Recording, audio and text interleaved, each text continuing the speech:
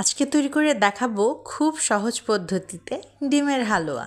ডিমের হালুয়া খেতে কত মজা এটা তো আমরা কম বেশি সবাই জানি। আজকে দেখাবো খুব সহজ একটা রেসিপি। প্রথমে এখানে ডিমের হালুয়ার তৈরির জন্য আমি নিয়ে নিচ্ছি 2টি ডিম। ডিমগুলো নেওয়া হয়ে গেলে এই পর্যায়ে আমি এগুলোকে একটি হুইস্কের সাহায্যে ফেটিয়ে নেব। খুব ভালোভাবে ডিমগুলোকে ফেটিয়ে নিতে হবে। ডিমটা যত সুন্দর ফেটবে ঠিক তত সুন্দরই হবে মজার হালুয়া। এ পর্যায়ে দিয়ে দিলাম আগে থেকে তৈরি করে রাখা 1 কাপ দুধ। 250 ml দুধও বলা যেতে পারে। এবারে দুধের সঙ্গে ডিমটাকে খুব ভালোভাবে ফেটিয়ে নিতে হবে। এ পর্যায়ে দিয়ে দিচ্ছি চিনি। চিনিটা আপনারা স্বাদ অনুযায়ী দিবেন। আমি আজকে প্রায় 3 টেবিল চামচ পরিমাণ চিনি ব্যবহার করছি। খুব বেশি মিষ্টিও হবে না, আবার খুব কম মিষ্টিও হবে না।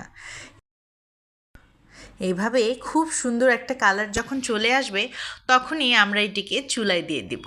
তার আগে একটি ফ্রাই প্যান গরম করে নিয়ে তাতে দিয়ে দিচ্ছি 2 টেবিল চামচ পরিমাণ ঘি। এবারে অপেক্ষা করতে হবে ঘিটা পুরোপুরি গলে যাওয়ার জন্যে। এবারে দিয়ে দিব ছোট করে কুচি করে রাখা দারচিনি এবং কয়েকটা এলাচ। এগুলো দেওয়া হয়ে গেলে দিয়ে দিচ্ছি ডিমের মিশ্রণটি। খেয়াল রাখতে হবে এই পর্যায়ে চুলার আঁচটা মোটামুটি হালকা হতে হবে। এবারে অনবরত নাড়াচাড়া দিতে হবে। অনবরত নাড়াচাড়ার ফলে মিশ্রণটি পাত্রের গায়ে লেগে যাবে না এবং পুড়েও যাবে না। এভাবে খুব সুন্দরভাবে কিছুটা সময় ধরে খুব ভালোভাবে এভাবে নেড়েচেড়ে দিতে হবে। দুধ, চিনি এবং ডিম আগে ফেটে নেওয়ার কারণে আপনাদের খুবই ইজি হবে তৈরি করতে এবং খেতেও হয় খুব মজা। এভাবে কিছুক্ষণ সময় ধরে নাড়াচাড়া করতে করতে এক পর্যায়ে দেখবেন পানিটা অনেকটা শুকিয়ে এসেছে এবং তেল আস্তে আস্তে ভেসে এসেছে। এই পর্যায়ে দিয়ে দিলাম কয়েকটি কিশমিশ। আপনারা চাইলে কিছু বাদাম কুচিও অ্যাড করতে পারেন। খুব ভালোভাবে আরও কিছুক্ষণ নাড়াচাড়া করার পরে যখন দেখবেন এরকমভাবে তেলটাও শুকিয়ে আসবে তখন বুঝবেন আমাদের হালুয়া একেবারে তৈরি। এবারে আমি একটি পাত্রে হালুয়াটাকে ঢেলে নিচ্ছি। রুটি হোক কিংবা পরোটা অথবা লুচি, হালুয়া কিন্তু যে কোনোটার সাথেই খুব ভালোভাবে জমে যায়। আর তা যদি হয় ডিমের হালুয়া তবে তো কথাই নেই। আমার তো ডিমের হালুয়া খুবই পছন্দ।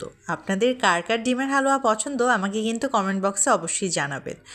আজকের এই সহজ এবং সুস্বাদু রেসিপিটি কার কেমন লাগলো আমাকে কিন্তু জানাতে একেবারেই ভুলবেন না। সবাই ভালো থাকবেন, সুস্থ থাকবেন আর এইভাবেই আমার রেসিপিগুলো দেখে যাবেন। আপনাদের যদি কোনো মন্তব্য থাকে তবেও আমাকে জানাতে কিন্তু ভুলবেন না। এই ধরনের সহজ রেসিপি আরও যদি জানতে চান তবে কিন্তু এটাও আমাকে জানাবেন। সবাই ভালো থাকবেন, সুস্থ থাকবেন। ধন্যবাদ।